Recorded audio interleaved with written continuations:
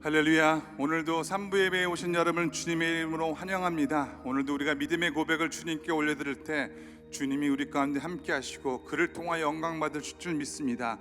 예배하는 모든 이들에게 하나님 축복하시고 말씀하신다고 약속하셨사오니 우리가 주님 앞에 나아가며 고백하기 원합니다. 찬양하며 나가도록 하겠습니다.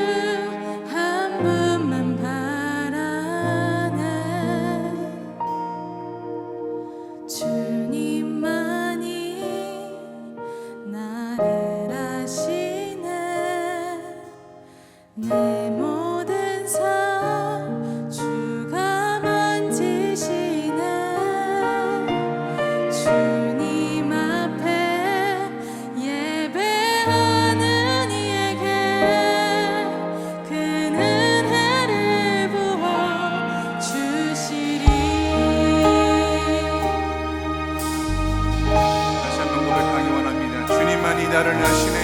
주님만이 나를 아시네.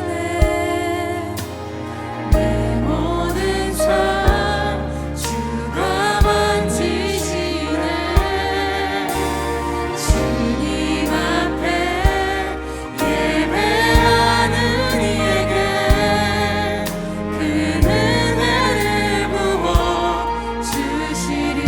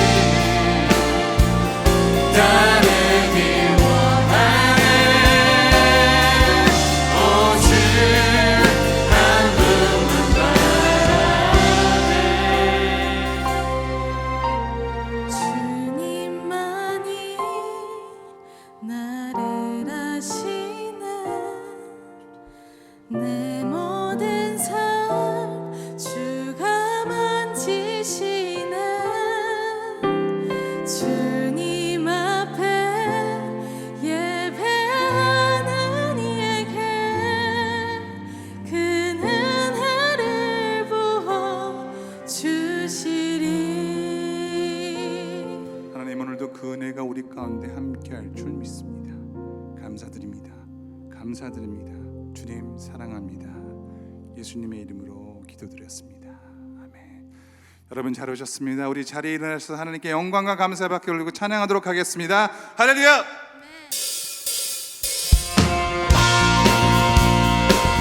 우리 감사와 영광의 박수 올려드리기 원합니다. 할렐루야.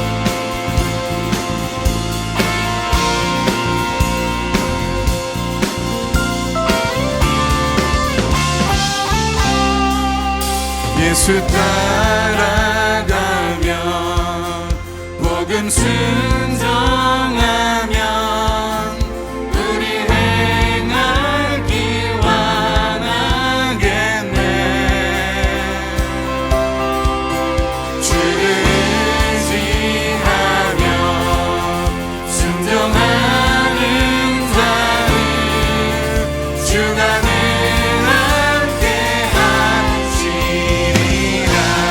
감사 영광의 박수를 드립니다. 할렐루야. 해를 당하거나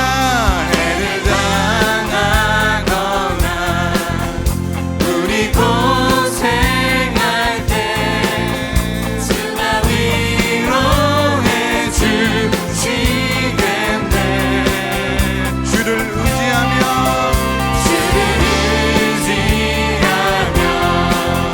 순종하는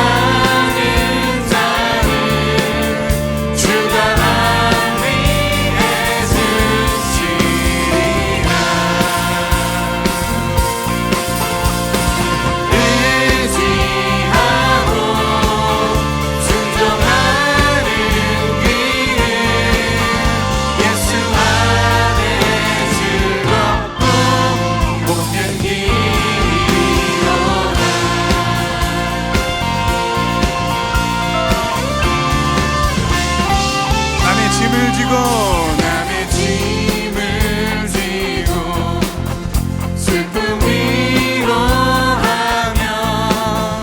주가 상급을 주시겠네. 주를 의지하며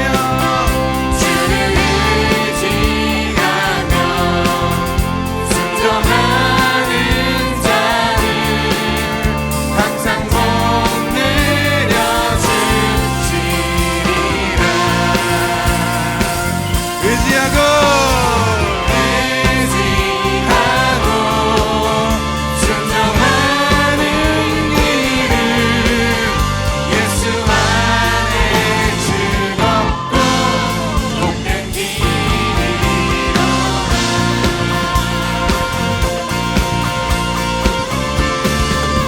고백합니다. 우리 받은 것을 주께 다 드리면 크신 사랑을 깨닫겠네. 주를 의지하며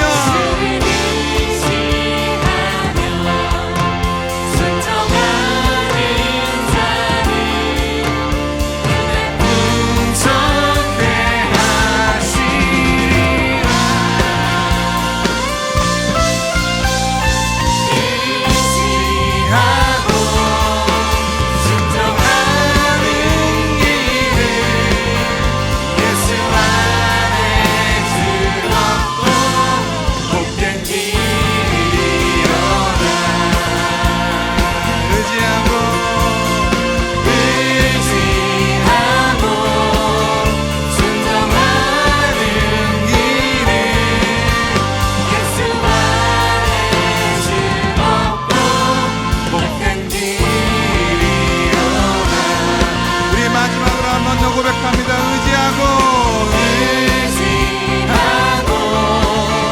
순종하는 길에 예수 안에 즐겁고 예수 안에 즐겁고 예수 안에 즐겁고 복된 길이로다.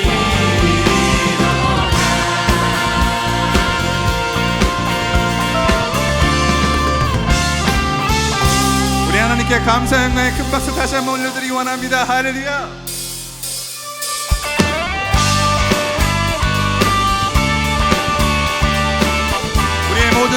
일어나서 주님을 높이기 원합니다. 주님,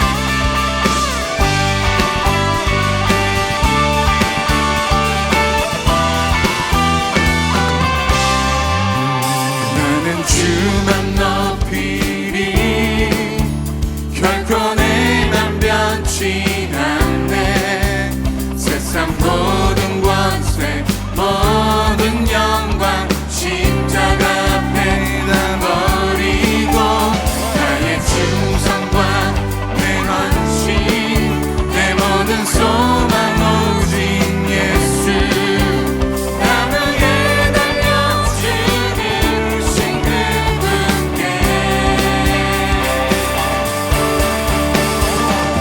오직 우리 주께 내 믿음 소망 찬양 받기 합당한 분 오직 나 왕의 왕께 엎드려 경배하며 모든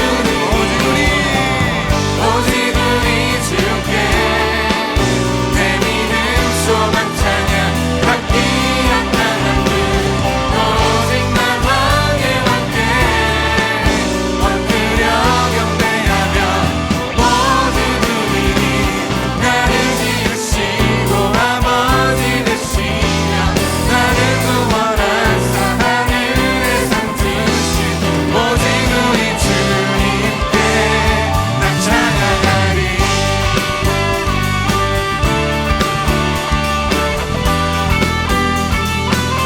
나는 주만 높이리 결코 내 맘 변치 않네 세상 모든 권세 모든 영광 십자가 앞에 다 버리고 나의 충성과 내 헌신 내 모든 소망 오직 예수 나무에 달려 죽으신 그분께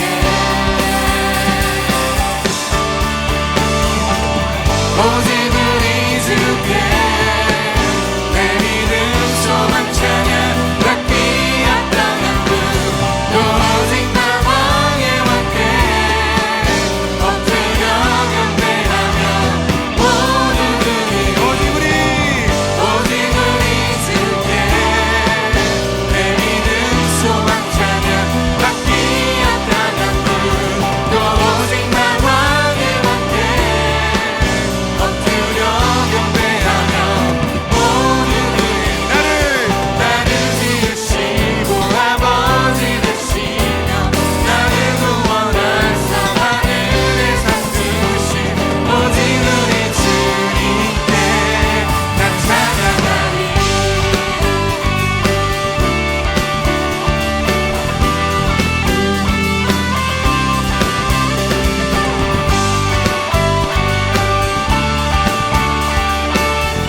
우리 다 같이 한번 고백할까요?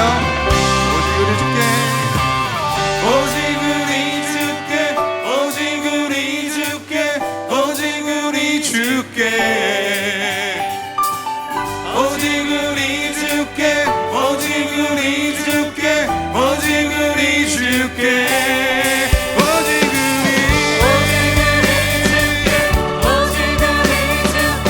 오직 우리 주께 나의 찬양 받기 합당하신 오직 우리 주께 오직 우리 주께 오직 우리 주께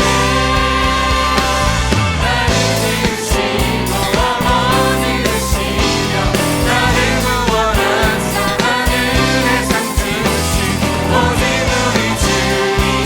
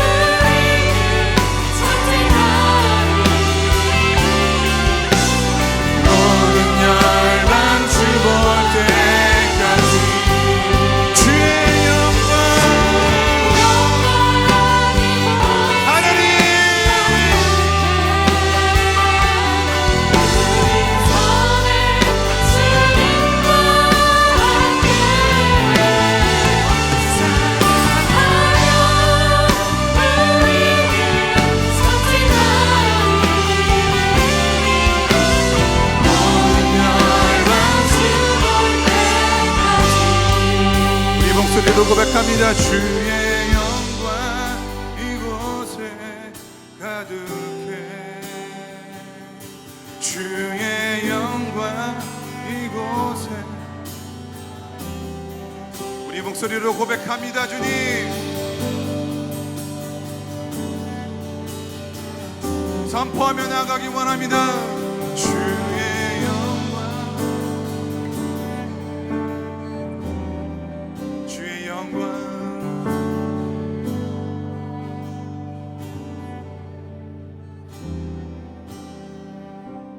주의 영광 이곳에 가득해. 우린 선에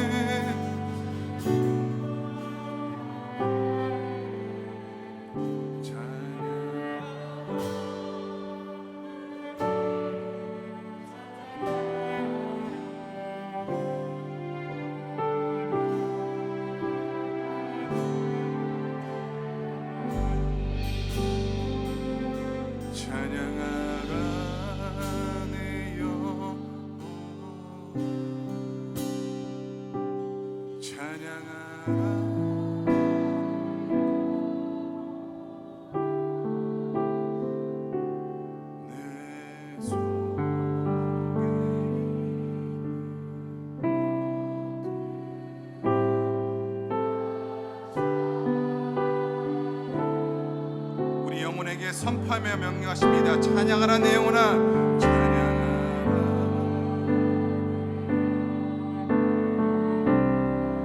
내 영혼아 찬양할지어다.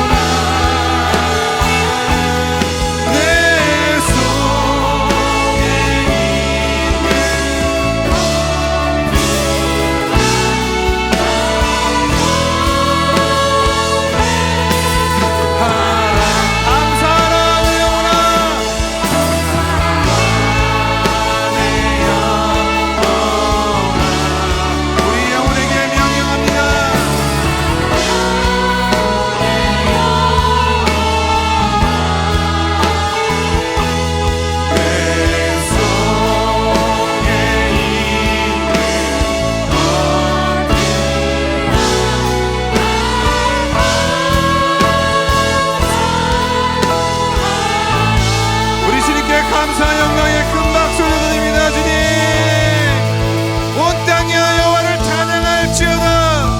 내 영혼아 여호와를 찬양할지어다. 내 속에 있는 모든 것들아 여호와를 높일지어다. 할렐루야.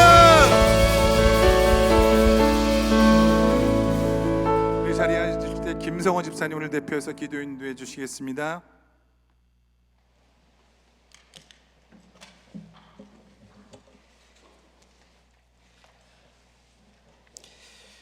영원하시고 모든 삶을 주관하신 아버지, 감사합니다.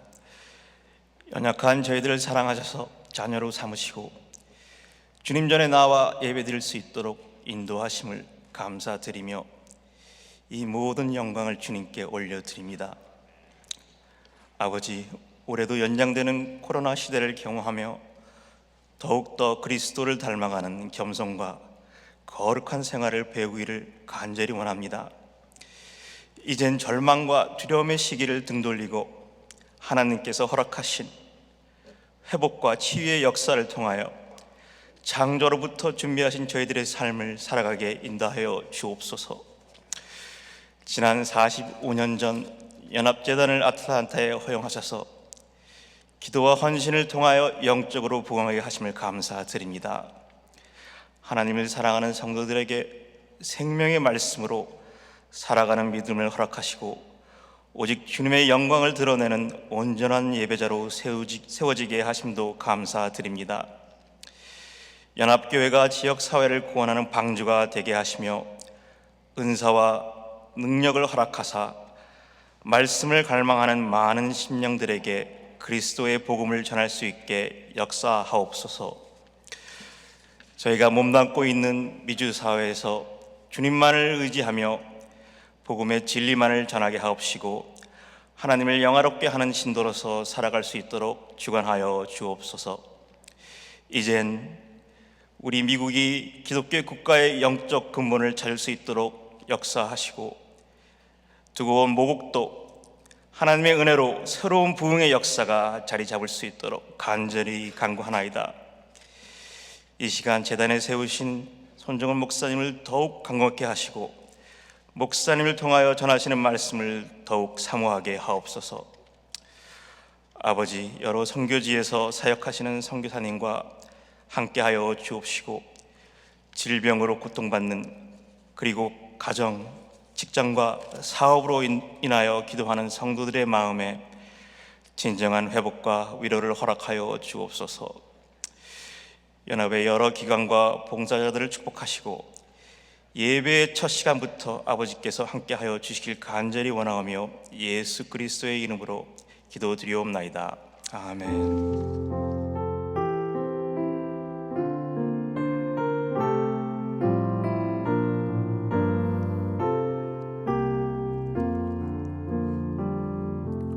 예배 가운데 나오신 여러분을 주님의 이름으로 환영합니다. 오늘 저희와 처음 예배드리고 같이 오신 성도들을 소개하고 환영하는 시간을 갖겠는데요. 우리 박수경 성도님 뉴저지에서 이주하셨습니다. 어디 계시죠? 잠깐 일어나면 저희가 환영하도록 하겠습니다.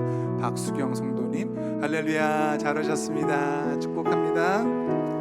잠깐 서 계시고요. 우리 존 초이 오연주 성도님 뉴저지에서 이주하셨는데 방문하셨습니다. 잠깐 일어나시면 저희가 환영하겠습니다. 존 초이, 네, 저기 뒤에 계십니다. 서 계시네요. 잘 오셨습니다. 환영합니다. 잠깐 계시면 우리가 처음 오셨기 때문에 사랑의 고백을 하도록 하겠습니다. 손을 내밀어서 우리 사랑 고백하도록 하겠습니다.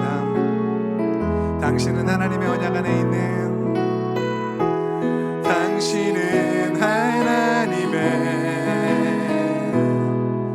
언약 안에 있는 축복의 통로, 당신을 통하여서 열방이 주께 예배하게 되리. 사랑하고 축복하고 환영합니다. 할렐루야. 우리 옆 사람에게 고백할까요? 자리에 앉으시고 옆 사람에게 고백합니다. 당신은 하나님의 언약 안에 있는 축복의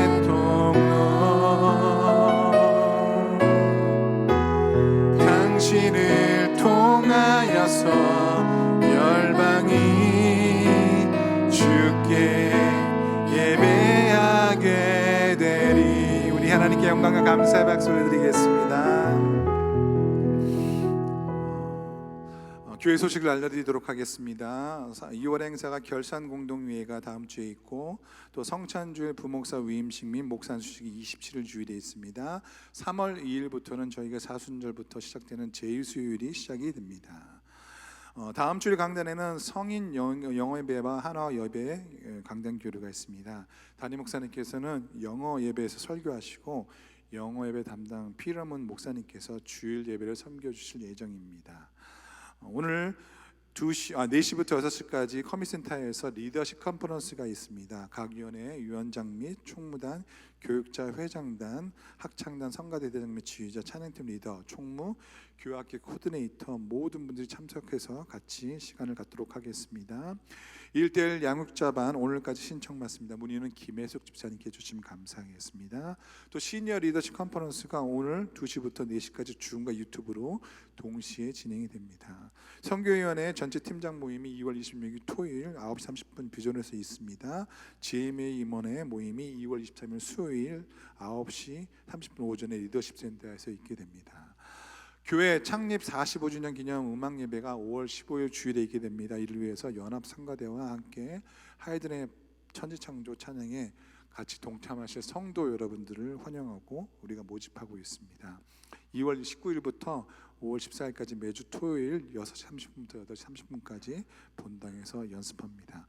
혹시 여러분 주변에 악기를 다루시거나 자녀들 중에 그런 분들이 있다면 이번에 저희가 같이 인클루드해서 연주하고 그런 시간들을 갖기 때문에 여러분 혹시 관심 있으신 분은 우리 김종인 지휘자나 또 편호장 지사님께 해주시면 감사하겠습니다. 행정미디어위원회 인터넷팀에서 수요예배 라이브 방송 봉사자를 찾고 있습니다. 유튜브 방송에 관심 있는 분들 환영하며 또 교육도 시켜드린다고 합니다. 매주 금요일 저희가 드리는 그 여성 드림 예배, 오전 10시에 드리는 여성 드림 예배, 음향 담당자로 섬겨주실 유급 봉사자를 찾고 있습니다. 권사의 첫 원례가 다음 주일 2월 20일 주일 2부 예배 후에 비즈니스에 있게 됩니다. 오늘 하나는 허정 집사님께서 모친 춤으로 들어줬습니다. 하나님의 말씀을 봉독하도록 하겠습니다. 사도행전 13장 1절에서 4절까지의 말씀입니다. 사도행전 13장 1절에서 4절까지의 말씀, 짧은 본문이니까 우리 한 목소리로 우리 합독해서 하나님의 말씀을 봉독하도록 하겠습니다. 안디옥 교회에 선지자들로 교사들이 있으니 곧 바나바와 니게르라 하는 시므온과 구레네 사람 루기오와 분봉왕 헤롯의 젖동생 마나엔과 및 사울이라. 주를 섬겨 금식할 때 성령이 이르시되 내가 불러 시키는 일을 위하여 바나바와 사울을 따로 세우라 하시니 이에 금식하며 기도하고 두 사람에게 안수하여 보내니라. 두 사람의 성령의 보내심을 받아 시루기아에 내려가 거기서 배 타고 구브로에 가서. 하나님의 말씀입니다. 이 본문 말씀을 가지고 담임 목사를 선교사로 파송한 안디옥 교회라는 제목으로 손정 목사님께서 말씀 전하실 때 여러분 가운데 하나님의 큰 은혜가 있길 바랍니다.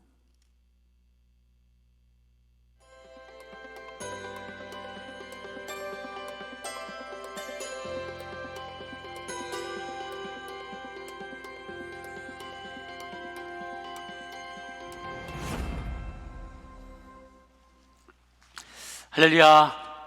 우리 주일 예배 오신 여러분들을 주님의 이름으로 축복하고 환영합니다. 은혜의 시간 되기를 바랍니다. 사도행전 10장 강의 말씀 계속해서 나누도록 하겠습니다. 이런 생각을 한번 해봤어요. 아프리카에서 교회라는 곳을 한 번도 다녀본 적이 없고 교회가 어떤 곳인지도 모르고 낯선 분이 이곳에 갑자기 툭 미국에 오게 되어서 우리 예배 현장에 딱 참석하게 됐다. 지금 문 열고 뒤에서 들어오십니다. 뒤에서 한 분이 들어오세요.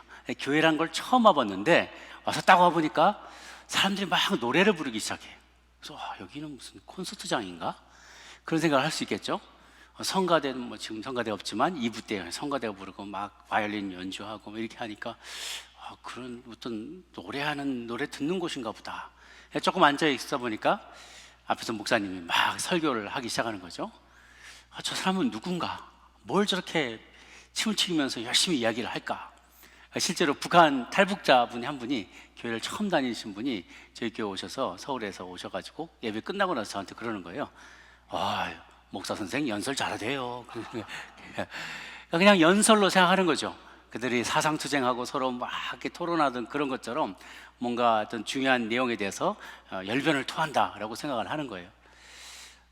만약에 그 아까 말씀드린 그 흑인이 계속 들어와서 아프리카 오지인이 오셔서 이렇게 예배를 다 드리고 났는데 사람들이 막 돈을 내. 헌금을 해. 아, 이거 뭐지? 이거 뭔가 공연의 대가로 내는 건가? 잘 봤다고 내는 건가? 그렇게 생각할 수 있단 말이에요. 예배가 다 끝나고 났더니 곳곳에 다 흩어져서 뭐 청소도 하고 밥도 하고 성가대 연습도 하고 뭐 성역 공부하고 막 모여서 뭘 가르치기도 하고 회의도 하고 사진 찍고 뭐 난리가 아니에요. 아니, 저 사람들이 왜 저걸 하지? 누가 돈 줬나? 누가 뭐 페이를 해줬나? 이거 하면 뭐 남는 게 있나? 굉장히 궁금해하는 것이 참 많을 것 같아요. 예, 우리가 이제 낯설게 하기, 이게 문학 용어로 낯설게 하기, 이게 좀 익숙하다고 생각하면 그런가 보다 하고 그냥 넘어가 버리는데, 낯설게 하고 정말 교인이 아닌 사람, 아주 완전 생짜 초신자가 와서 봤을 때 우리의 공동체를 보고 뭐라고 생각할까라는 거죠. 내가 그런 사람이라고 생각하고 예배의 모든 부분을 살펴보고 교회 생활을 여러 부분을 이렇게 살펴보면 본질에 대한 질문을 하게 돼요. 교회란 뭐 하는 곳인가? 우리는 왜 이렇게 황금 같은 연휴에, 황금 같은 주말에, 이 주일날 아침 시간에 여기 와서 이렇게 예배를 드리나? 라는 질문들을 이제 던져보게 되는 것이죠. 사실 우리가 노래 듣는 걸 좋아하면 콘서트장 가서 표 끊어서 더 좋은 음악을 들을 수 있잖아요. 노래 부르는 걸 좋아하면 노래방 가서 노래 부르면 되잖아요. 그래요. 좋은 연설 들으려면 테드 강의 같은 것도 있고, 유튜브에 얼마나 좋은 강의, 요즘 뭐 지적인 강의들 이런 거 책도 대신 읽어주고 뭐 하는 게 얼마나 많습니까? 유튜브로 그냥 봐도 돼요. 일반 강연을 들어도 됩니다. 아니면 대학 같은 데 가서 등록해서 뭐 온라인 강의를 들어도 되죠.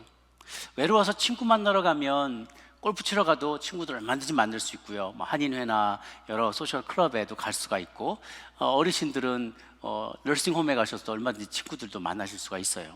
나는 가난한 사람, 소외된 사람 돕고 싶어서, 그러면 그런 거 잘하는 NGO도 얼마든지 많이 있습니다. 교회도 그 일을 하지만 더 잘하는 NGO가 많이 있다고요. 그런데 왜 굳이 우리는 이렇게 주일에 이 시간을 구별해서 교회로 모이는 걸까? 교회의 본질에 대해서 다시 한번 생각해 보자 이거죠. 일전에 한번 제가 캄보디아에 선교여행을 갔을 때 거기 섬기시는 선교사님 계셔서 사무실에서 이런저런 대화를 나누다가 제가 기도도 하고 또 준비해온 선교헌금도 드리고, 계속 궁금한데 저희가 팀들이 왔으니까 한번 우리 선교사님 사역하시는 그 교회 가서 같이 한번 땅받기도 하고 열심히 기도해드리고 그러고 싶습니다. 우리가 눈에 다 이렇게 보이고 사진에 담아가면 한국에서도 계속해서 기도를 하겠습니다. 그렇게 말씀을 드렸어요. 그래서 선교사님이 잠깐 이렇게 조금 주저하시다가 웃으시면서 뭐 별거 없는데 그래도 꼭 가보시겠어요? 그러시는 거예요. 그래서 따라갔죠. 차 타고 교회 시 외곽으로 나가시더라고요. 좀 떨어진 곳으로 가셔서 내려서 한참 걸어갔는데, 걸어가다가 들판에서 딱 멈추더니 저희가 교회입니다 그러시는 거예요. 딱 봤는데 건물이 하나도 없어요. 그냥 큰 나무 하나가 있어요. 그 그늘진 나무, 그늘을 들이우는 큰 나무가 있는데 여기가 교회라는 거예요. 주일날 거기다 의자 쫙 깔아놓고 제가 앞에서 설교하고 여기가 교회라는 거죠. 그때 제가 다시 한번 생각이 났어요. 늘 설교도 하고 강의도 했었는데 다시 한번 실제로 떠올린 것이, 교회는 건물이 아니라는 거예요. 교회는 예수 그리스도를 구주로 고백하는 동일한 신앙 고백을 가진 사람들의 모임이라는 것이죠. 그들이 함께 모였을 때 믿음을 고백하는 사람이 함께 모인 그곳이 바로 교회라는 것이죠. 그래서 이곳에서만 예배 드릴 수 있는 것이 아니라 우리가 가정 예배를 우리가 동역으로 함께 모이게 되고, 어느 가정에서 모이게 되면 가정 교회가 되는 거죠. 일터에서도 가끔씩 모이기도 해요. 그러면 일터에 세미나실이나 이런 회의실 같은 게 있으면 거기 우리 교인들이 함께 모여서 예배드리면 일터 교회가 되는 것이죠. 실제로 아주 좀 더 말 그대로 일터 교회로 신우회를 하시는 분들을 제가 많이 만나봤어요. 한국에 있을 때 제가 신우회 2군데를 섬겼는데, 한 군데는 회사 큰 건물 빌딩 안에, 종로에 있는 빌딩 안에 그 회의실에서 신우회로 모였고, 한 군데는 그 뷔페, 시푸드 뷔페 가게, 거기서 직원들이 다 같이 모여서 예배를 드리는 거예요. 그런데 이분들이 일주일 동안 사는 게 얼마나 바빠요. 그런데 일주일에 수요일 날 1시간을 딱 구별해서 회사에서 땡 12시 치면은 쏜살같이 달려와서 막 그때 악기 세팅하고 뭐 할 거 다 하세요. 거기서 빔 프로젝트 하고 막 이러면서 찬양 돌려가면서 열심히 찬양하고 한 20분 설교하고 끝나고 나서 또 같이 모여서 나눔도 하고 기도 열심히 하고 딱 끝나면 거기 도시락 나온 거 가지고 팍팍팍팍 한 5분 10분 안에 그냥 꾸역꾸역 다 넣는 거예요. 그러면서 또 팍 우리 부장님 찾으신다고 또 다시 올라가요. 그렇게 바쁘게 하지만 그들이 함께 모여서 기도할 때 이 회사가 하나님의 회사가 되게 해주십시오. 경영진들이 하나님을 두려워할 줄 알게 해주십시오. 예수님 믿는다고 하는데 우리 회장님 왔다 갔다 하십니다. 하나님 제발 정신 차리시고 하나님이 기뻐하는 기업체로 바꿀 수 있게 도와주옵소서 하고 아주 열심을 다해서 기도합니다. 그리고 또 중간에 가끔씩 밥 준다고 따라온 그 안 믿는 저 직원 동료들이 있어요. 그럼 그 친구들 멀뚱멀뚱 있으면 그 친구들에게 또 같이 독려해주고 격려해서 그 중에 세례를 주는 사람도 나중에 생겨납니다.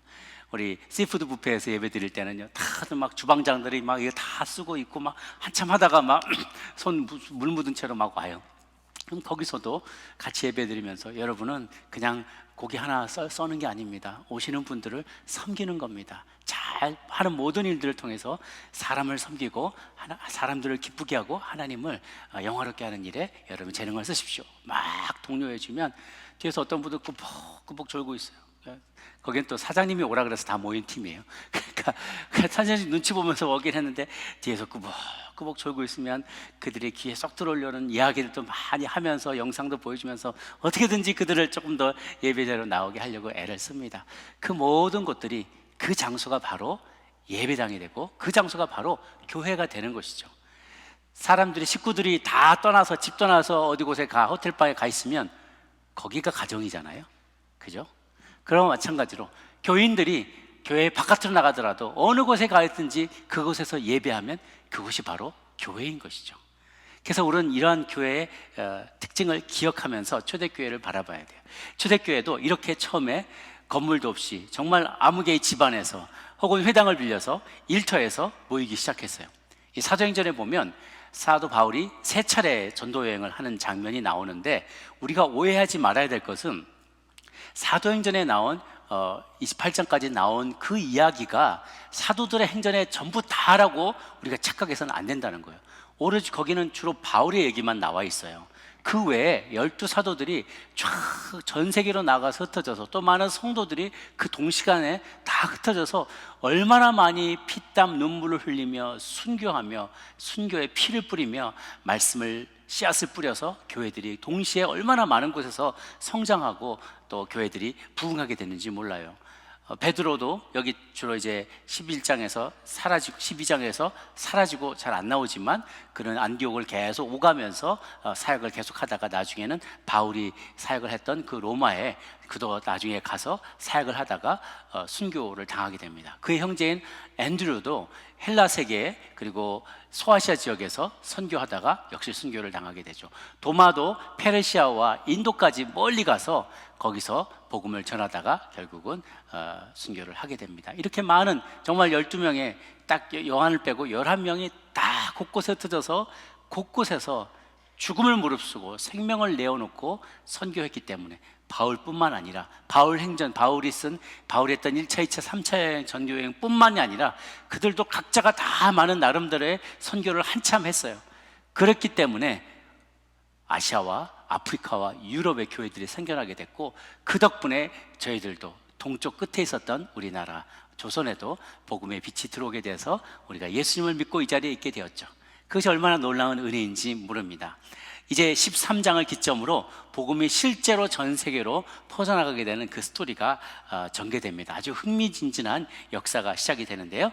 오늘 본문에서 우리가 첫 번째 발견하게 되는 요지는 안디옥 교회는 부르심을 받은 다양한 성도들의 모임이었다라는 것입니다. 첫 번째 요지입니다. 이 안디옥 교회는 말 그대로 멜팅팟이었어요. 수많은 사람들이 모여있고 국제도시라고 했죠. 지난번에 말씀드린 것처럼 로마와 알렉산드리아와 이 안디옥 이 세 곳이 로마 지중해를 통치하고 있는 로마 제국에서 가장 유명하고 번성한 세 도시라고 했어요. 그 중에 안디옥에는 국제도시답게 유대인, 헬라인, 우상숭배자, 도박꾼, 술꾼, 헬라 성전에 섬기는 창기들 이런 많은 사람들이 다 함께 모여 살았어요.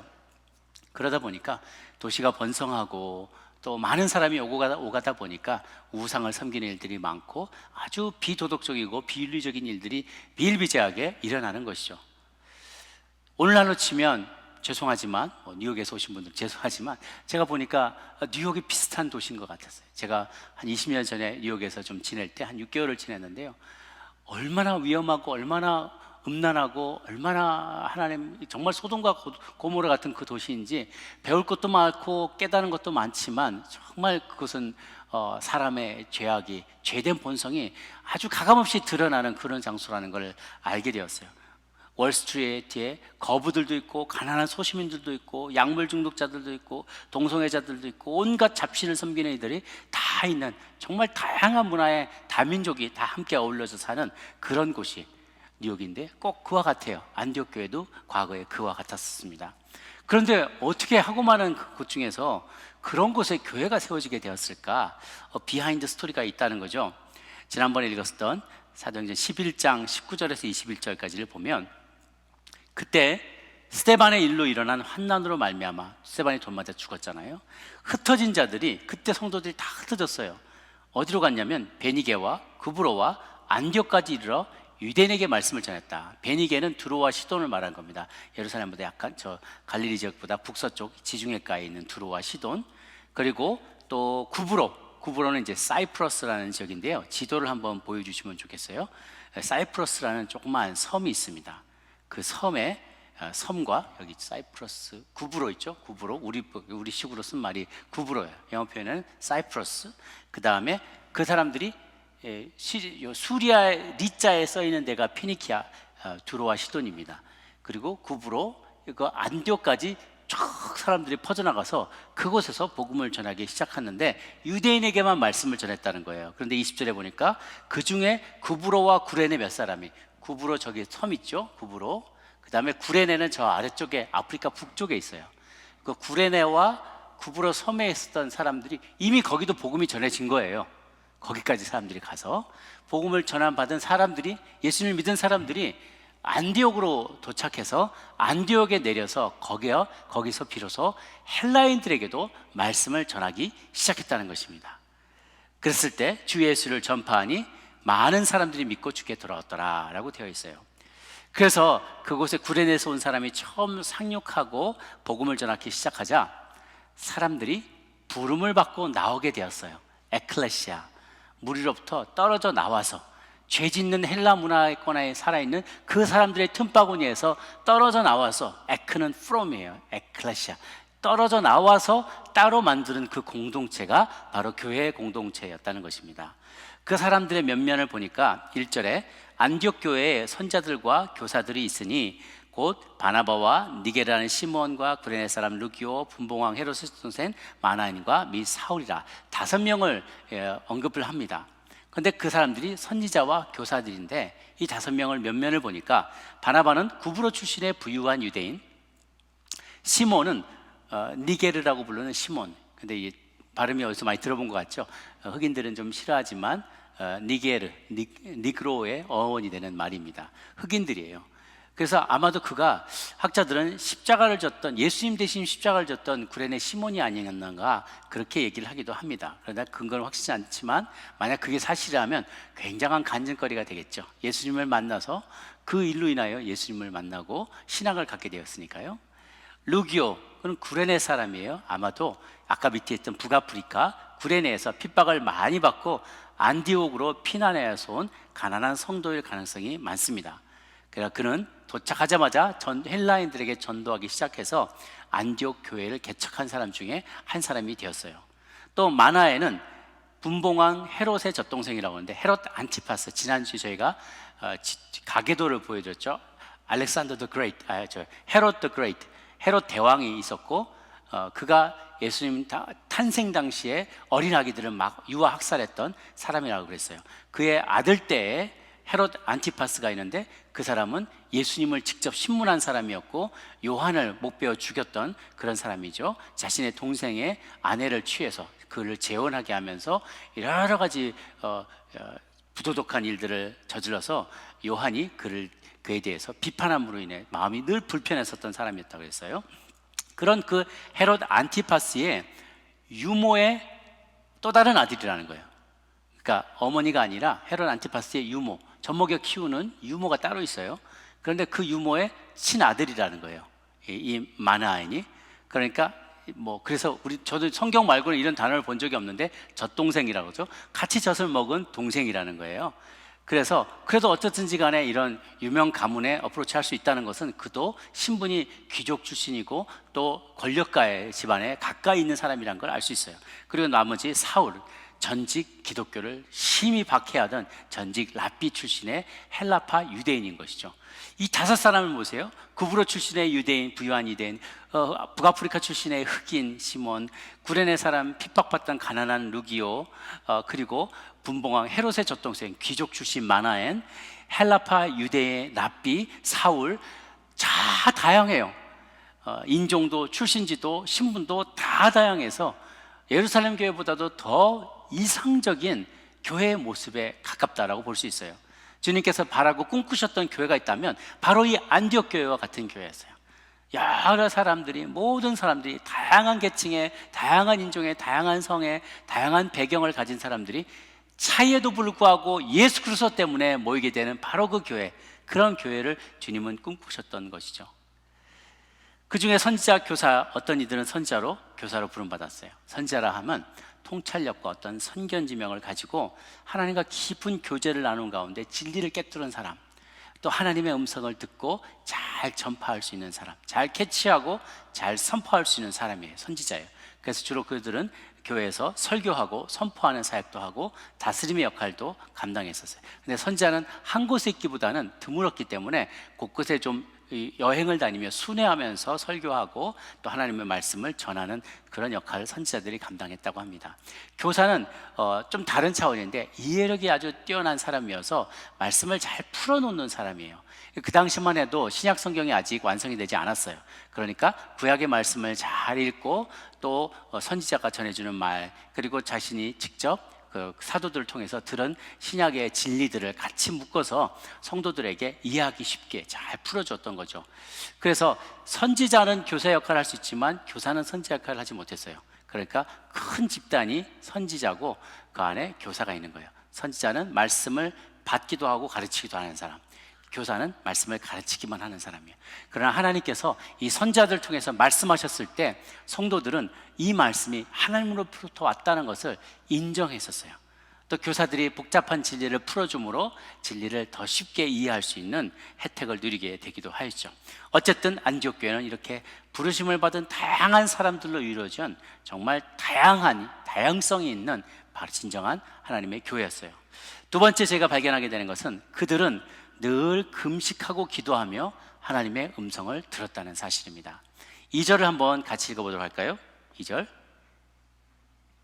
시작. 주를 섬겨 금식할 때 따로 세우라 하시니, 여기에 주를 섬겨 금식할 때 하나님의 음성을 들었다라고 했어요. 안디옥 교인들은 예배의 본질을 이해했습니다. 많은 현대인들이 혹은 초신자들이 이렇게 교회 올 때, 특히 이민자들, 예전에는 그런 분들이 참 많으셨어요. 미국 가면 교회 다녀야 된다더라. 원래 절 다녔어도 이제는 교회로 다니라고. 그래서 아무것도 모르고 일단은 교회 오는 분들이 계세요. 그러면서 와서 무엇을 하냐면, 나를 위해 뭘 해줄 수 있어? 뭘 해줄 수 있어? What do you have to offer? 내게 오퍼할 수 있는 게 뭐가 있어? 그 당시에는 너무 다들 이민 생활이 각박하고 힘들고 하니까 우리 주로 목사님들이 공항 라이드 많이 해주셨고요. 그 다음에 DMB 가서 DMB 라이센스 따는 거 통역도 해드렸고요. 이삿짐도 날라드렸고요. 별걸 어려운 걸 다 해드렸어요. 그러니까 여기 가면 어떻게 나를 도와줄 수 있냐고, 당신 교회 가면 당신 나를 어떻게 도와줄 수 있냐, 이렇게 생각을 하는 거예요. 그런데 이거는 정말 비성경적이에요. 번지수가 틀렸어요. 예배를 드린다는 것은 하나님을 섬기는 거예요.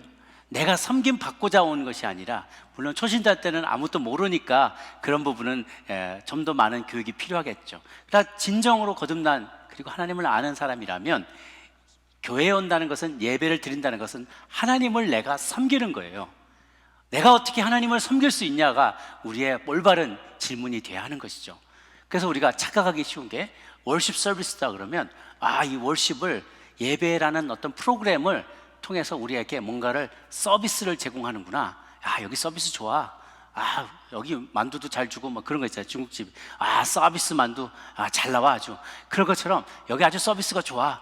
그런데 나를 섬겨주는 그 서비스가 아니라 월십 서비스는 내가 어떻게 하나님을 서브하느냐는 거예요. 그러니까 거기에 큰 시각의 차이가 있는 것이죠. 예배는 하나님을 섬기는 자리입니다. 나를 좀 섬겨봐, 내 필요를 채워줘봐 라고 얘기하는 내가 주인공이 아니라 하나님이 주인공이에요. 그분을 내가 발견하고 그분을 예배하고 그분을 높일 때, 그분을 깊이 만날 때 내가 구하지 않았던 나의 삶의 모든 문제들을 그분과의 관계 속에서 해답을 찾아내게 되는 거죠. 그것이 목적이 아니라 하나님을 알게 되면 내가 누군지를 알게 돼요. 그래서 조직신학에도 항상 신론이 먼저 나와요. 하나님을 알면 신론이 나오고 나중에 인간론이 나와요. 하나님을 알아야 인간이 누군지를 알아요. 왜냐하면 그분이 창조자이시기 때문에 창조주를 알고 창조주를 제대로 섬기면 그와의 관계 속에서 내 문제들이 풀어나가게 되는 거예요. 너무나 사소한 문제들이, 인간의 문제들이 그분과의 관계 속에서 풀려나가기 시작하는 것이죠. 그래서 우리는 하나님을 섬기는 자가 되어야 되는데 안디옥 교인들은 그 하나님을 잘 섬겼어요. 주목할 것은요, 이때 성도들이 어떤 상태에 있을 때 하나님의 음성을 들었냐는 거예요. 많은 이들이 저 하나님의 음성이 잘 안 들려요, 하나님의 뜻을 잘 알지 못하겠어요 라고 어려워합니다. 그런데 안디옥 교인들이 그를 위해서 취했던 방법을 한번 보세요. 2절 앞부분이었습니다. 주를 섬겨 금식할 때, 하나님을 월십하고 예배하고 금식할 때 성령이 이르르셨다는 거예요. 예배하고 금식하며 경건을 실천할 때 하나님의 음성이 들려왔습니다. 그래 안디옥 교인들은요, 주로 주를 예배하였고 교회의 중요한 사안들을 놓고 자주 금식하며 기도하였어요. 그러자 하나님의 음성이 들려옵니다. 아마도 안디옥 교회의 선지자들에게, 선지자의 은사를 가진 사람들에게 하나님께서 작고 세미한 음성으로 알려주셨던 모양이에요. 그랬을 때 선지자들은 들은 음성을 교인들과 함께 나눴겠죠. 그럴 때 교인들은 당신이 전하는 그 말을 하나님의 음성으로 받겠습니다 라고 동의하는 거죠. 사람의 말로 받지 않고 강단에 선포되는 말씀을 하나님의 음성으로 들을 때 우리에게는 놀라운 은혜가 임하게 되는 것입니다. 그때 들려온 음성이 내가 불러 시키는 일을 위하여 사람을 세우라, 두 사람을 세우라는 것이죠. 그 음성을 들었을 때 안디옥 교회 사람들이 누가 이 일을 위해 적합한 사람인가 논쟁했다는 이야기가 없어요. 혹은 이렇게 하는 게 과연 옳은 것인가 라고 서로 신학적인 논쟁을 벌였다는 기사도 없습니다. 오히려 기도하는 가운데 들려온 성령님의 음성에 순종하였던 거예요. 교회 일을 하다 보면 사람마다 스타일이 조금씩 다른데요, 어떤 유형의 사람은 납득이 돼야만 일하시는 분이 있어요. 내가 납득이 안 된다, 나를 좀 설득을 해줘봐라, 내가 납득이 되면 그 다음에 일하겠습니다. 이건 상식적으로 이해가 안 갑니다. 그래요. 그런데 성령님이 일하시는 많은 경우에 그 일들이 우리의 상식을 뛰어넘는 일들이 참 많습니다. 우리의 이해를 넘어서는 일들이 많아요. 그분이 우리 수준에서 일하시면 그분이 하나님이 아니시죠. 예수님이 상식적으로 일을 하셨다면 아마 이렇게 하지 않았을까요? 12명의 제자들을 선발할 때 12명 다 아주 탁월한 랍비들로 선정했을 거예요. 각 지역마다 탁월한 랍비들 다 모라, 이리 오너라 해가지고 12명의 랍비로 이 특공대를 조직하면 가서 그들은 설교도 할 줄 알고 구약 성경도 잘 알고 사람들에게 존경받는 지위 있는 사람들이니까 그들이 한마디만 하면 다 들을 거 아니겠어요? 그 12명을 보내면 금방 전 세계가 복음화 되지 않겠어요? 그런데 주님이 어떻게 하셨습니까? 그 12명을 어떻게 채웠냐? 무지막지한 어부들과 텍스 컬렉터들과 반정부 운동하는 사람들과 배경도 불확실한 그런 사람들을 모여서 정말 하치파치 그런 사람들 다 모아서 12명의 제자 그룹을 만드는 거예요. 그거는 매우 효과적이지 않죠. 상식적이지도 않아요. 그런데 하나님은 그들을 통하여 놀라운 기적을 일으키시는 거죠. 예수님이 생애 마지막에 12영이나 더 되는 하늘의 천사들을 불러서 순식간에 한꺼번에 로마 정부 전체를 전복시킬 수도 있었어요. 그런데 그렇게 하지 않으시죠. 우리 주님은 그냥 힘없이 맥없이 십자가에 못 박혀 죽으시는 길을 선택하셨어요. 얼마나 무식한 방법이에요? 얼마나 몰상식한 방법이에요?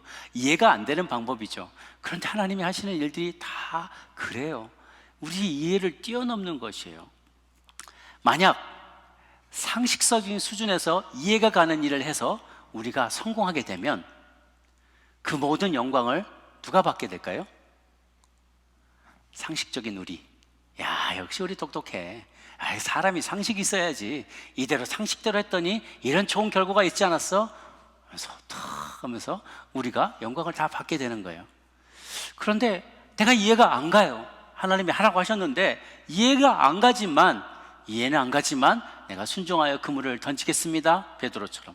이해가 안 가지만 밤이 맞도록 고생했는데도 저를 던지라 그러니까 이해가 안 가지만 순종했을 때 물고기가 엄청나게 끌려 들어온단 말이에요. 내가 내 생각이 아니었는데 그 뜻대로 말이 안 되지만 비상적이지만 순종해서 했는데 일이 잘 돼요. 그러면 그 영광은 누가 받으시겠습니까? 하나님이 받으시는 거죠. 그래서 하나님은 일부러라도 우리의 생각과 다른 방식으로 항상 일을 하세요. 그래서 인간끼리 설득하고 소통하는 것도 중요하지만 더 중요한 것은 신통한 일이에요. 자, 우리끼리 소통하는 것보다 신통한 게 더 중요해요. 하나님과 통하는 게 더 중요하다는 거예요. 제가 이것을 어떻게 하면 오해 없이 잘 설명을 드릴까 고민을 많이 했는데 일부 예배 시간 때 하나님께서 응답을 주셨어요. 설교하기 직전에 이런 불현듯이 영감을 주셨는데, 우리가 하는, 제가 말하는 것을 오해하지 마십시오. 상식 이하의 일을 하라는 말이 아닙니다. 상식 이하의 말은 상식을 초월한 일이 있고 상식 이하의 일들이 있어요. 상식 이하의 일들은 독단적이고 무례하고 남을 배려하지 않게 그러면서 일을 처리해 나가는 거예요. 하나님의 음성이 내게 들려왔으니 나를 따르라. 잔말이 많아. 그냥 내가 누군데 따라와 이러고 무례하게 사람들을 배려하지 않고 독단적으로 해나가는 것은 상식 이하의 일이에요. 그러면 세상에서도 지탄을 받죠. 그런데 하나님이 일하시는 방식은 뭐냐면 우리를 감동시켜서 일하는 거예요. 그게 상식을 초월한 일들이에요. 그래서 여러분은 상식 이하의 일들의 수준의 이하의 일들을 하지 마시고 상식만큼의 일에 멈춰 있지도 마세요. 상식을 초월하는 하나님의 일들을 선택하시길 바랍니다. 그 일하시는 방식은 우리에게 감동을 주셔서 우리로 하여금 그 일을 따라서 동참하게 하시는 거예요. 제가 교회 일을 하면서 그런 것을 많이 느낍니다. 억지로 끌고 가려면 어렵고 힘들어요. 그런데 하나님께서 왜 내게 그런 비전을 주셨는지, 왜 내 마음에 그런 뜨거움과 열정이 있는지를 제가 많은 사람들에게 설득하고 또 여러분이 가진 꿈들을 다른 사람과 나누기 시작하면 동일한 성령님이 그 사람에게도 역사하실 때 그 마음에 진동이 일어나게 돼요. 두 개의 말굽자가 띵 때리면 주파수가 맞을 때 똑같이 울리는 것처럼 공명현상이 일어나게 된다고요. 하나님은 상식 이하의 일을 하시는 것이 아니라 상식을 초월해서 나도 이해가 안 가는데 왜 그런지 모르는데 그 이야기 들을 때 눈물이 나. 그 마음에 열정이 생기고 뜨거움이 생겨나고 우리 그래 같이 해보자. 지금 현실은 그렇지 못하지만 우리 같이 한번 달려보자 라는 이러한 마음의 열정들이 생겨나게 되는 거죠. 하나님은 그런 방식으로 일하시는 것을 여러 차례 보았습니다. 사랑하는 여러분, 그것을 내 생각을 뛰어넘는 주님의 말씀에 금성에 귀 기울이시기를 바랍니다. 성령님은 이미 오래전부터 이런 바울을 선교 사역으로 부르셨어요. 다메섹 소상에서 눈이 멀죠. 누구십니까? 나는 네가 핍박하는 예수다. 나는 예수님 만날 수 없는데, 그런데 교회를 핍박한 것을 예수를 핍박했다고 말씀하셨어요. 그가 눈이 띄어지게 되는 계기가 됐던 것이 아나니아라는 사람을 통해서 기도를 받을 때였어요. 기도를 받고 났을 때 주님이 그에게 이런 말씀을 주셨습니다. 그는 이방인과 임금들과 이스라엘 자손들에게 예수님의 이름을 전하는 그릇으로 쓰임받게 될 것이다 라고 해서 앞으로 있게 될 선교 사명에 대해서 미리 다 예고해 주신 거예요. 콜링이죠. 하나님은 부르셨어요.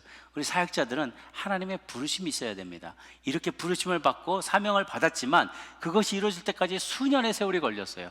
아라비아 사마로 갔다가 삼층천에 올라갔다 내려왔다가 예루살렘 가서 사도들을 만나고 열심히 복음 전하다가 핍박당해서 또 다소로 보냄받았다가, 다소가 고향이었잖아요. 고향에 있을 때 바나바가 바울을 부르게 됩니다. 우리 함께 동역하자.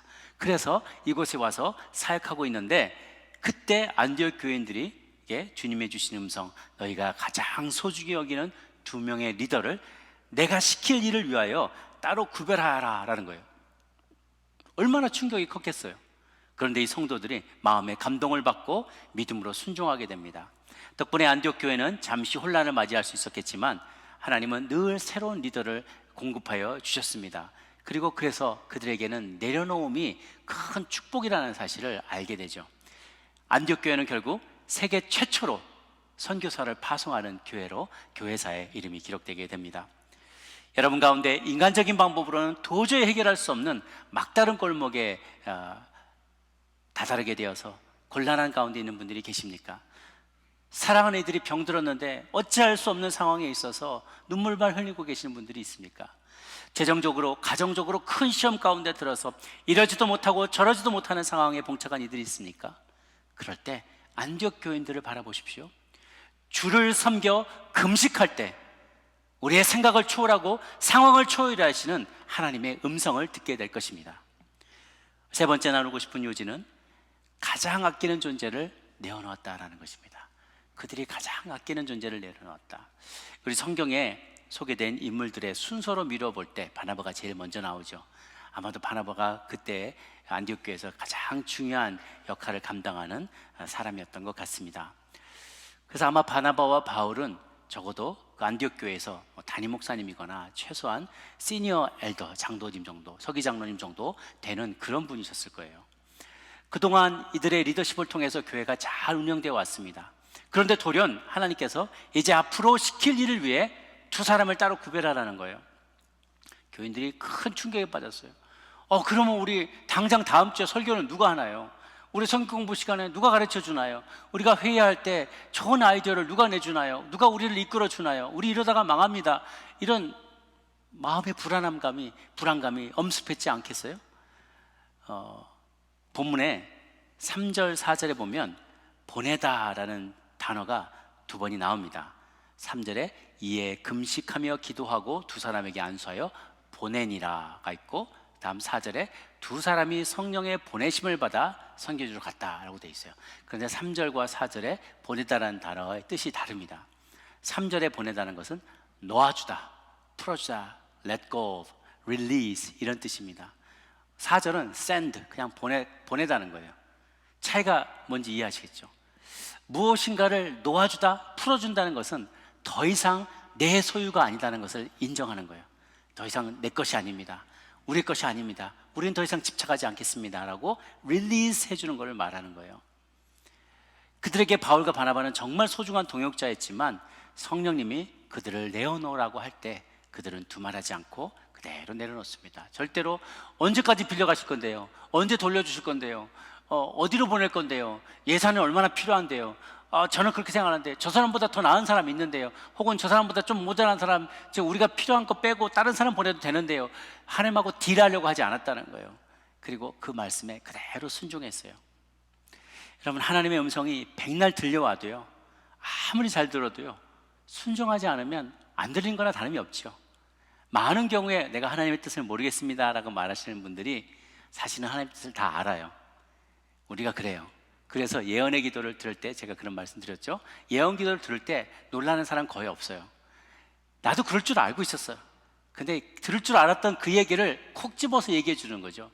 그러면 눈물을 푹 쏟으면서 이미 알았던 일인데 내가 실천하지 못했다고 돌이키겠노라고, 요나가 돌이키듯이 이미 자기 문제가 뭔지, 자기가 하나님 앞에서 무엇이 걸림돌이 되는지 다 알고 있었지만 순종하지 않았을 뿐이에요. 하나님의 음성이 들려왔을 때 안디옥 교인들은 그 즉시 순종하게 됩니다. 이러한 내려놓음의 태도는요, 교회 생활뿐 아니라 우리 삶의 많은 영역에 놀라운 변화를 가져다 줄 수 있습니다. 적용점이 매우 많습니다. 때로는 성령님께서 우리 삶에 가장 소중한 것을 내어놓으라고 요청하실 때가 있어요. 또 우리 마음에 감동을 줄 때가 있습니다. 그러면 내가 이것을 움켜쥐고 있으면 더 많은 보탬이 되고 나에게 큰 유익이 될 것 같지만 오히려 손해가 된 때가 많아요. 이것을 내어드리면 그 결정은 굉장히 어려운데 그 결정을 하게 되면 하나님께서 그것을 인해서 우리에게 더 큰 자유를 주시고 심지어 더 큰 혜택을 주실 때도 있습니다. 지난 주간에 저도 개인적으로 그런 실험을 해봤어요. 나도 뭔가 꼭 필요한데 이거 내가 줄 수 있을까? 내가 받자마자 한번 넘겨줘 봤어요. 내 마음에 자유함이 임하는데요, 그 다음날 그거보다 더 큰 것이 저한테 주어지는 거예요. 이거 영적인 원리가 맞다, 그런 생각을 하게 되었어요. 고린도전서 13장 11절에 보면 사람이 성장할 때 어릴 때 일을 버려야 된다는 얘기를 하면서 이 말씀을 합니다. 같이 한번 읽어볼까요? 시작.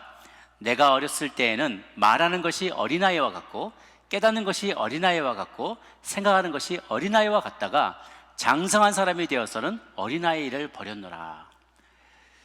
왜 얘기를 하냐면 내려놓지 못하는 것의 특징이 어린아이의 특징이라는 거예요. 몸이 성인이 되었지만 마음속에 아직도 어린아이 같은 마음을 가지고 있는 사람이 있어요. 그런 사람이 이제 성인 아이라고 합니다. 우리 중에 많은 분들이 이 성인 아이적인 기질들이 있어요. 저도 마찬가지고요.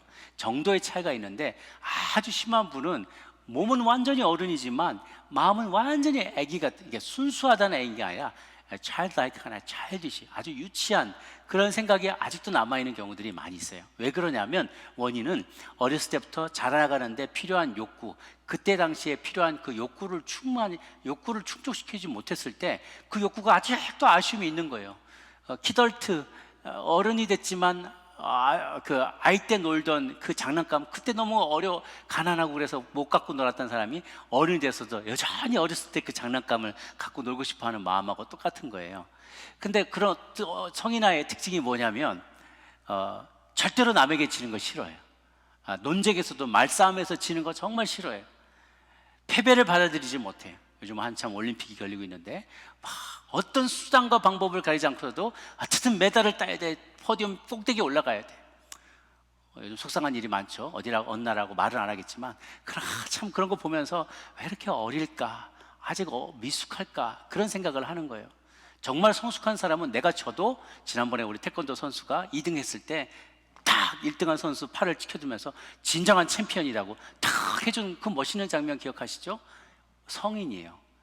그러지 못한 사람은 죄가 반칙했고 뭐 어떻게든 반칙을 써서라도 이기려고만 하는 사람, 아직도 어린 아이인 거죠. 패배를 받아들이지 못하고 또 쉽게 분노하고 감정 조절 못해요. 절제를 하지 못해요. 먹는 것, 입는 것, 쓰는 것 절제를 못해요. 애기들이, 어린 아이들이 그러는 거죠. 남들과 잘 어울리지 못해요. 자꾸 제가 말씀드린 서로 옆을 자꾸 이렇게 보시는 분들이 계시는데 남과 어울리지 못한다. 이거 소셜라이즈 못하는 거예요. 이기적이기 때문에 다른 사람이 피하는 거예요. 나하고 같이 있기를 싫어해요. 마지막으로 이 성인아이의 결정적인 특징이 남에게 받으려고만 하고 주지 않는다는 거예요. 자기 소유에 대한 집착이 남달리 강하다는 거죠. 기억나시죠? 우리 어렸을 때 다 이거 내 거야, mine, it's mine, it's not fair 그러면서 자기 장난감을 꼭 쥐고 놓지 않고 쉐어하지 않으려던 그런 마음 기억하시죠? 그런데 어른이 되면서 조금씩 마음이 너그러워지잖아요. 나눌 줄 알게 되고 남들과 공유하게 되고 그런 마음이 생기는데 아직도 독점하고 싶어하고 내 것이라고 얘기하는 사람은 아직도 몸은 컸지만 마음은 어린 아이라는 거죠. 성인 아이라는 거예요. 신앙에도 마찬가지입니다. 신앙생활을 오래 했는데도 여전히 내 거에 대한 움켜쥐려는 마음, 내려놓지 않으려는 마음, 독점하려는 마음이 남아있다면 그것은 믿음에서도 성인 아이일 수 있다는 것입니다. 여러분 바닷가재를 아시죠? 바닷가재 등딱지 이렇게 많이 들고 있고 이렇게 기어다니는 바닷가재가 있어요. 바닷가재는 몸이 자라나게 되면 자기 사이즈에 맞는, 자기 사이즈보다 조금 큰 등딱지를 새로 발견해서 그 안에 들어가야 돼요. 그러지 않고 여기가 좋사오니 하고 지금 있는 등딱지가 너무 소중하다고 그걸 계속 있다 보면 몸이 점점 자라는데 거기에 꽉 껴가지고 옴짝달싹 못하고 그냥 거기서 그냥 폐사해 버리고 말죠. 죽어버리고 말죠. 평생을 그렇게 불편하게 살아야만 해요. 다른 집을 찾아가는 과정이 쉽지는 않습니다. 그러다가 자기의 몸이 노출이 돼요. 이 집에서 나와서 저 집으로 들어가는 그 사이에 천적의 먹잇감이 되기가 쉽다고 합니다. 그때가 제일 버너러블한 때예요. 그러니까 그것을 넘어서서 새로운 집을 발견하면 조금 헐겁지라도 조금 지나게 되면 거기에 맞게 내 체격이 불어나고 나는 성숙하게 되는 것이죠. 유일한 단점이 그 옮겨가는 시간을 견뎌내야 된다. 변화의 시기가, 트랜지션의 시기가 위험하지만 그때는 그 위험을 감수할 만한 가치가 있다는 것이죠. 저희도 변화를 위해서 계속 시도하죠. 뭣도 바꾸고 저것도 바꾸고 우리 동역도 바꾸고 여러 가지 시도합니다. 그럴 때 불편해요. 모르는 사람하고 자꾸 이 말을 섞어야 되고 예전이 더 좋았는 것 같고 완전히 새로 갔을 때 막 멀리 가야 되고 또 뭔가 변화가 있으니까 싫은 분들이 있어요. 그런데 그때가 제일 사단이 틈타기 쉬운 때입니다. 이것을 변화만 하면 나는 더 넉넉해지고 더 성장할 수 있고 성숙할 수 있는데 그리고 또 꽉 차면 또다시 변화해서 더 큰 집을 발견해서 가야 되는데 여기가 좋사오니 하고 있으면 거기서 그냥 죽어버리고 만다는 거예요. 지금은 불편해 보이지만 이것이 살아가는 길, 삶의 길입니다. 내려놓을 줄 아는 것, 포기할 줄 아는 것, 변화를 받아들이는 것, 이런 마음이 우리 모두에게 필요해요. 자기에게 소중한 것을 내려놓을 수 있느냐 아니냐를 보면 그 사람의 인격과 신앙이 성숙해졌느냐 여부를 판가름할 수 있습니다. 또 자녀들이 결혼하면 멀리 떠나보냈는데도 아직도 마음으로는 릴리스를 못 해주는 분들이 계세요. 렛고를 못하는 거예요. 자식이 떠나갔는데 결혼해서 이제 가장이 되었는데 여전히 내가 자식같이 생각하면서 계속 간섭하는 거죠. 그렇게 되면 그것은 어떻게 보면 왜곡된 애정의 표현이에요. 그럴수록 자녀도 부모도 불행해집니다. 어렵게 키운 자식일수록 더 애착이 큰 것 이해합니다. 쉽지 않은 일이죠. 그래도 마음으로부터 자녀를 내놓아줘야만 해요. 그를 가게 해주는, 풀어줘야만 하는 것이죠. 여러 가지가 있습니다. 시간이 지나게 됐을 때 내가 갖고 있던 기존의 특권도 내려놓아야 될 때가 있어요. 어떨 땐 내가 했던 그 역할을 다음 세대에게 물려줘야 될 때가 있어요. 어떨 때는 내가 차지했던 공간도 물려줘야 돼요. 어떨 땐 내가 갖고 있는 물질도 내어줘야 합니다. 이 내려놓음은 연습이 돼야 됩니다. 어느 날 갑자기 큰 것을 내려놓기가 어려워요. 작은 것부터 내려놓기 시작하면 연습이 되고 훈련이 돼서 큰 것을 내려놓을 수 있습니다. 아주 어렸을 때 11조를 훈련한 아이들은 1달러 벌었을 때도 10달러 벌었을 때 1달러, 100달러 벌었을 때 10불, 이렇게 11조를 늘 습관을 들여놓으면 아이들이 컸을 때 내가 10,000불, 10만 불을 벌어도 그거에 대해 10%는 당연히 내게 아니다라고 생각을 해요. 그리고 하나님 앞에 드리는 게 어렵지가 않죠. 내려놓는 게 그렇게 훈련이 된 것이죠.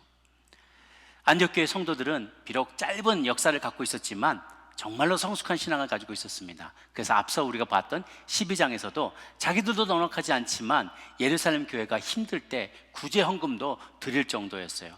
또 이제 생전 본 적도 없는 사람들을 위해 그들에게 복음 전하라고 자신들이 가장 소중하게 여기는 두 사람의 리더를 내어놓으라고 성령이 말씀하실 때 그 말씀에 순종하여서 자신들의 권리를 포기하고 내려놓는 결정들을 하게 됩니다.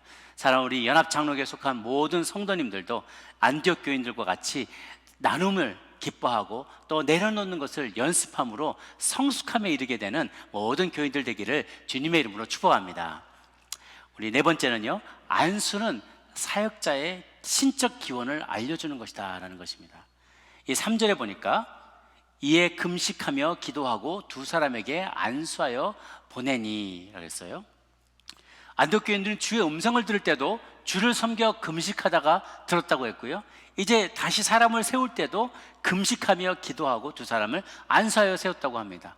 정말 금식을 밥 먹듯이 한 사람들이에요. 그래서 두 사람의 안수를 했어요. 이 안수는 이미 하나님께서 세우신 자를 기도하면서 교회가 어프로브한다라는 그런 의식입니다. 공적인 의식인 거죠. 하나님께서 세우신 자, 그 사람을 우리가 기도하며 우리가 받아들이겠다는 거예요. 그래서 안수 집사님, 장로님, 목회자들이 세워질 때 안수하는 자들이 꼭 그 자리에 들어가게 됩니다. 그것은 사람에게 능력이 있어서가 아니에요. 그 사람을 통해서 하나님이 권능을 안수받는 이들에게 부어주시는 거죠. 우리는 도구로 쓰임받을 뿐이에요. 사울은 세우는 것은, 그래서 성도가 사역자로 세워지는 것의 기원이 하나님께 있음을 보여주는 의식에 해당되는 것이죠. 외형적으로는요, 볼 때 사람이 그런 사람들을 뽑습니다. 그죠? 우리도 안수 집사님을 우리가 투표해서 뽑아요. 장로님도 그렇게 뽑습니다. 그러나 그 모든 과정에 하나님이 신비롭게 개입하신다는 거예요. 우리가 어제 당회에서도 제비뽑기를 했는데요, 뭐냐면 저희 리더십들이 지역장, 동역장님들 함께 모여서 공천위원들을 뽑으셨는데 그 위원들이 나이대별로 여러 사람이 동점자가 있어요. 어떤 사람 A도 5표, B도 5표, C도 5표 이렇게 쭉 있거나 44444, 3333 있으면 또 1순위, 2순위가 저는 어렵습니다, 못하겠습니다 이렇게 얘기하면 나머지 동점자 중에서 누구 먼저 컨택을 할지를 결정해야 되잖아요. 그거를 1, 2, 3, 4 순위를 매겨서 우리 장로님들이 다 제비뽑기를 했어요. 그거는 그냥 제비 뽑은 거잖아요. 그런데 우리가 기도하고 제비 뽑았기 때문에 하나님은 가장 합당한 사람을 뽑아준 줄로 우리는 믿는 것이죠. 12번째 해당되는 제자가 미싱되었을 때 투표 제비뽑기에서 마띠아를 뽑았던 것처럼 하나님은 우리가 사람이 뽑았지만 그 모든 이면에서 하나님이 역사하신다는 거예요. 사람이 뽑지만 성령의 개입이 있다는 거죠. 왜? 모든 직분의 기본이 하나님께 있고 하나님이 세우셨다는 것을 우리는 믿기 때문에 그렇습니다. 그런 고백을 하게 되면 어떤 이점이 있냐면 모든 사역자들이 서로를 바라볼 때 나도 하나님께서 기름 부으셔서 나를 이 자리에 부르시고 기름 부으셔서 세우셨고 저 사람도 부르셔서 저런 사명을 위해서 저 자리에 세웠다는 것을 서로가 인정할 때 mutual respect, 서로에 대한 존중감이 있는 거예요. 그러니까 저분의 하는 역할에 대해서 내가 인정해드리고 그에게 스페셜티가 있는 이들을 그를 서포트하는 거죠. 마찬가지로 내가 하나님께 부름받고 내게 스페셜티가 있는 것은 그들이 나를 존중해주면서 서로가 아름답게 교회를 섬겨나갈 수 있는 좋은 비결이 되는 것입니다. 마지막으로 구속사와 선교의 주관자가 되신 분은 바로 성령 하나님이시라는 거예요. 이제 안디옥교에서 출발한 세계 최초의 선교팀이 구브로를 향해서 갑니다. 그런데 그 구브로는 바나바의 고향이었어요. 자기가 나고 자란 그 고향에 이 깊은 복음을 가지고 전하러 간다고 생각하니 얼마나 흥분되고 기뻤겠습니까? 그리고 그들이 이제 안디옥교에서 첫 팀이 출발하게 됩니다.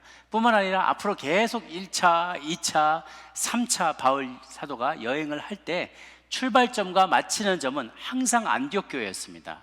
안디옥에서 출발해서 돌아온 다음에 서플라이를 다시 공급받고 또 2차로 나갔다가 또 다시 힘을 얻어서 3차를 또 갔다 오는 거죠.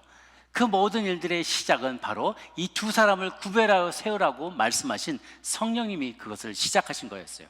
또 앞으로도 사도 바울이 여행하면서 경험하게 되는 많은 아픔과 어려움 가운데도 성령님이 빠짐없이 옆에서 손붙잡고 동행하시면서 그 선교 여행을 완수하게 하십니다. 인류의 모두의 구속사와 선교사의 선교 역사의 주관자가 성령 하나님이심을 우리에게 가르쳐 주고 있습니다.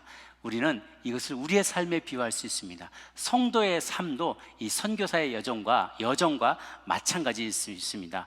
예상치 못한 험한 산과 파도를 넘어가야 될 때가 있고요. 그 여행 가운데 힘든 시간이 찾아올 것입니다.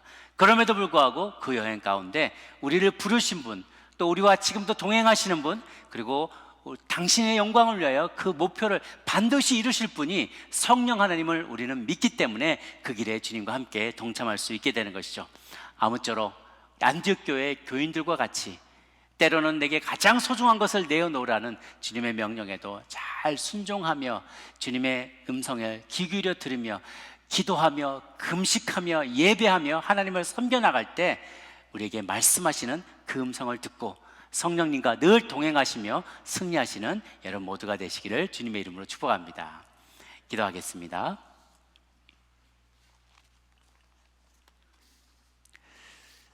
주님은 우리 각자를 다 다양한 환경과 여건 속에서도 다양한 인종으로 출신자로 또 신분에서 우리를 불러주셨습니다. 하나님의 교회는 다양한 색깔이 함께 모인 스테인드 글라스와 같습니다. 주님의 빛을 그 가운데 통과할 때 아름다운 영롱한 그림을 만들어내는 것처럼 그런 모자이크 되는 우리 인생들 한 사람 한 사람의 아름다운 빛깔이 모여서 멋진 하나님의 교회를 이루게 되는 것이죠. 주님, 이 시간 우리가 기도합니다. 금식하고 기도하며 하나님의 음성을 들었던 안디옥 교인들처럼 하나님을 섬기며 나아갔을 때 주의 음성, 가장 아끼는 것을 내어놓으라는 주님의 음성을 듣고 나의 상식을 초월한 일이지만 내려놓음을 실천하였던 안디옥 교인처럼 우리도 그렇게 살아가는 믿음의 종들 되게 하여 주옵소서. 우리의 삶에 갈등하며 어려운 순간들이 있습니다. 어려운 선택의 순간들이 있습니다. 그러나 주님께 예배하며 나갈 때 금식하며 기도함으로 유혹을 이겨내고 내 것을 움켜쥐고 있으려는 나의 본성을 정복하고 내려놓음으로 하나님이 기뻐하시는 더 선한 결정을 내릴 수 있는 우리들이 되게 해달라고 여러분의 각자의 성평과 상황과 기도 제목을 하나님께 올려드리며 간절한 마음으로 기도하며 나가도록 하겠습니다. 함께 기도하시겠습니다. 하나님 아버지, 이 시간 우리가 주님 앞에 간구하며 나아갑니다. 하나님, 우리를 다양한 교회의 구성원들로 불러주시니 감사합니다. 죄된 삶을 버리고 죄된 삶의 자리에서 떠나서 하나님 구별된 자리로서 교회를 이룰 수 있게 도와주시옵소서. 하나님을 섬겨 주를 섬겨 금식할 때 성령의 음성을 들을 수 있게 도와주옵소서. 주를 섬겨 금식하기를 원합니다. 주님을 섬기는 자로 우리는 부름받았습니다. 하나님, 우리가 섬기며 금식하며 나갈 때 우리를 통하여서 말씀하시는 하나님을 만나게 하여 주옵소서. 상식을 뛰어넘는, 상식을 초월한 일들이지만 나보다 더 크신 하나님, 모든 것을 알고 계신 하나님의 결정을 신뢰하고 순종하며 나아갑니다. 너의 가장 아끼는 것을 내어놓아라, 너에게 가장 소중한 것을 내어놓으라는 주님의 음성에 갈등 없이 순종할 수 있도록 우리를 연단시켜 주옵소서. 우리를 훈련시켜 주옵소서. 하나님 내려놓음의 태도가 우리의 습관이 되게 되고 우리의 제2의 천성이 되게 도와주시옵소서. 나의 특권을 내려올 줄 알게 도와주시고 나의 역할을, 나의 공간을, 나의 물질을, 내가 소유한 것들을 내려놓으며 하나님이 기뻐하시는 그 일을 더 잘 감당할 수 있는 저희들 되게 도와주시옵소서. 한 사람 한 사람을 주님께서 우리의 사명자로 부르셨습니다. 각자의 자리를 존중하며 서로를 존중하며 함께 일을 감당할 수 있도록 우리 모두 기름 부어 주시옵소서. 우리의 인생에 늘 떠나지 않으려고 동행하시는 성령 하나님 우리의 여정, 인생의 여정에 함께하사 하나님 힘들고 어렵고 풍파가 몰아칠 때에도 하나님 낙심하지 아니하고 내 곁에 계시는 성령 하나님 의지함으로 나아가 승리하는 저희에게 도와주옵소서. 반드시 이루시는 주 하나님, 우리 인류의 구속사와 그 모든 인류를 향한 선교의 흐름을 주관하시는 주님께서 우리들도 사용하여 주옵소서. 우리를 사용하여 주님 영광 받아주시고 귀한 열매 맺는 우리 모두가 되게 하여 주옵소서. 하나님, 담임 목사를 선교사로 파송하는 그 어려운 결정을 쉽게 내릴 수 있었던 안디옥 교인처럼 우리들도 매일매일의 생활에 내려놓음이 연습이 되게 도와주옵소서. 주를 섬겨 금식하며 또한 기도할 때 주의 음성을 듣고 하나님 내 본성을 거스려서 내리는 많은 결정들이 하나님을 기쁘시게 하는 주의 백성 되게 하여 주옵소서. 감사드렸고 예수님 이름으로 기도합니다. 아멘. 준비하신 헌금 주님 앞에 올려드릴 때 헌금 찬양, 내 마음을 가득 채운 찬양으로 주님께 영광 돌리겠습니다.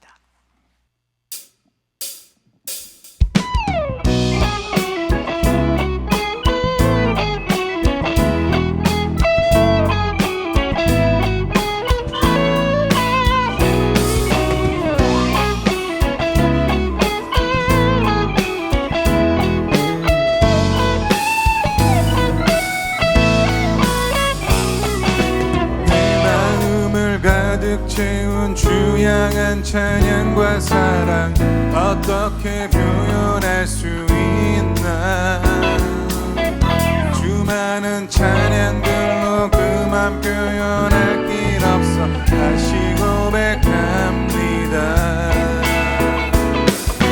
내 마음을 가득 채운 주양한 찬양과 사랑 어떻게 표현할 수 있나. 수많은 찬양들로 그만 표현할 길 없어 다시 고백합니다. 주 사랑해요 몸만 다하여 말보다 할 수 없어. 주 사랑해요 찬양 받아주소서. 수많은 멜로디와 찬양들을 드렸지만 다시 고백하기 원하네. 주님은 나의 사랑 삶의 중심 되시오니 주를 찬양합니다. 주 사랑해요 온맘 다하여 말로 다 할 수 없어. 주 사랑해요 찬양 받아주소서. 주 사랑해요 주 사랑해요 온맘 다하여 말로 다 할 수 없어. 주 사랑해요 찬양 받아주소서. 우리 자리에 일어나서로 고백하시겠습니다. 우리 주님께 영광의 박수를 드리며 고백하기 원합니다. 할렐루야.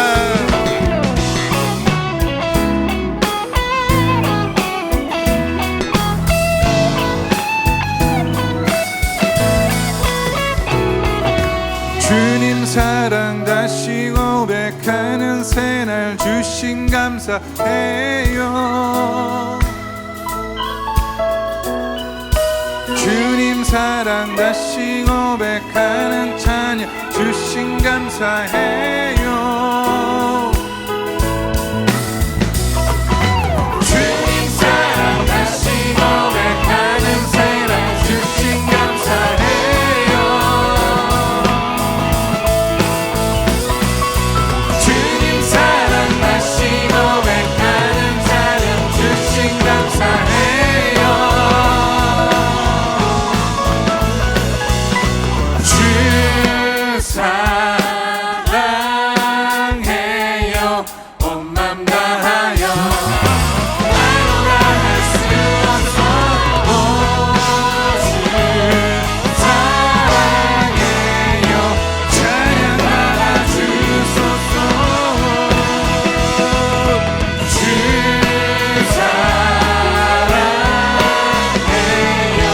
온 맘 다하여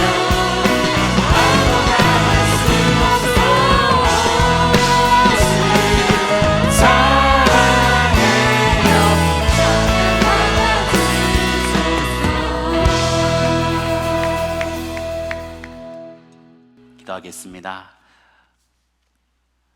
자신의 모든 것을 다 바쳐서 우리를 구원하신 주 예수 그리스도, 하나도 남김없이 자신의 모든 것을 버려서 우리를 구원하신 주님의 은혜를 생각할 때마다 우리는 갚을 길 없는 그 은혜에 할 말을 잃게 됩니다.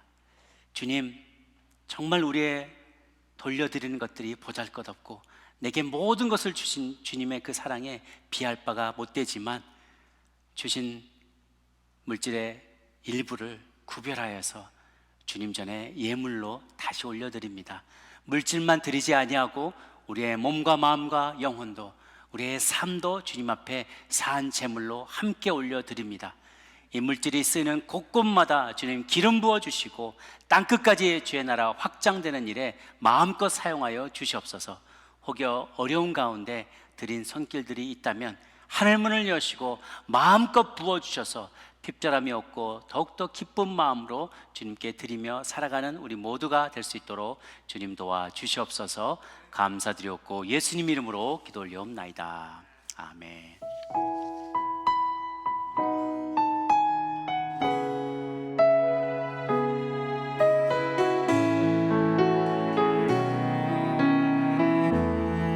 주선한 능력으로 선한 능력으로 안으시네. 그 팔로 날 붙드시네. 절망 속에도 흔들리지 않고 사랑하는 주 얼굴 보아리. 선한 능력으로 일어서리. 선한 능력으로 일어서리. 주만을 지하리 믿음으로 우리 고뇌 안에 주 오시는 날 영광의 새날을 맞이하리. 선한 능력으로 일어서리. 선한 능력으로 일어서리.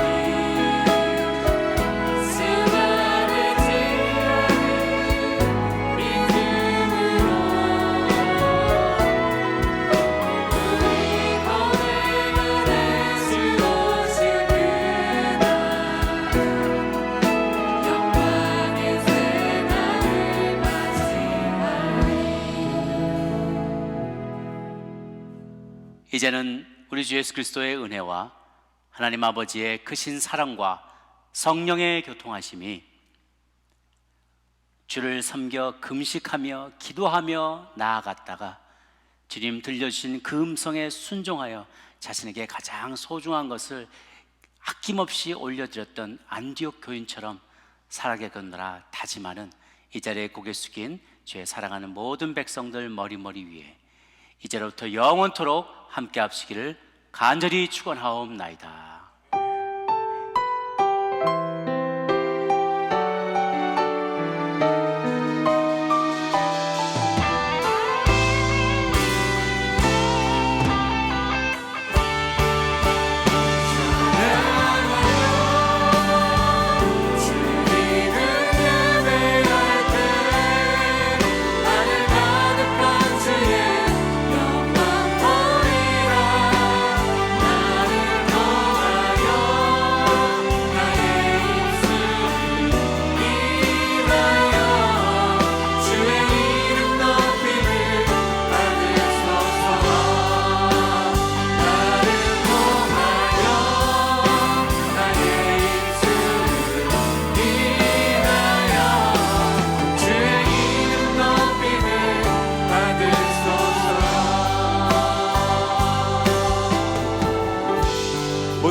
마쳤습니다. 안녕히 돌아가십시오. 다음 주에 또 뵙도록 하겠습니다.